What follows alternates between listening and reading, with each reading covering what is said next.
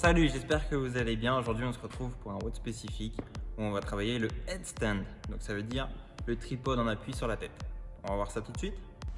Alors pour commencer, on va venir mettre les mains de chaque côté, de la largeur des épaules, puis on va mettre la tête en triangle isocèle. Puis attention, les doigts, on va venir les crocheter dans le sol. Voilà, comme si on voulait attraper le sable en dessous.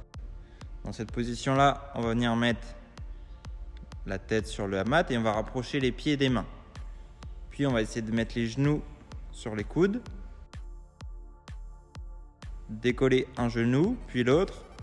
Dans cette position, on va venir essayer de retourner un petit peu les genoux, les mettre à 90 degrés, puis essayer d'aller chercher pointe de pied assez haut. On peut y aller une jambe par l'autre ou les deux en même temps. Si on est à l'aise, on va essayer d'aller chercher un L-sit reverse. Donc là, c'est-à-dire, on va essayer de venir gainer et ramener les deux pieds au niveau des hanches. Ok, là on va venir le faire mais sans le mur. Donc cette fois-ci, on va remettre les mains, largeur épaule, la tête, triangle isocèle. On va mettre le genou sur les coudes, hop, et on va se laisser tomber. Pourquoi on fait ça? Pour apprendre à chuter.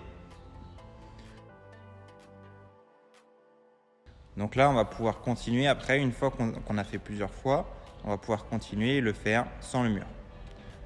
Donc voilà, on commence le bon placement.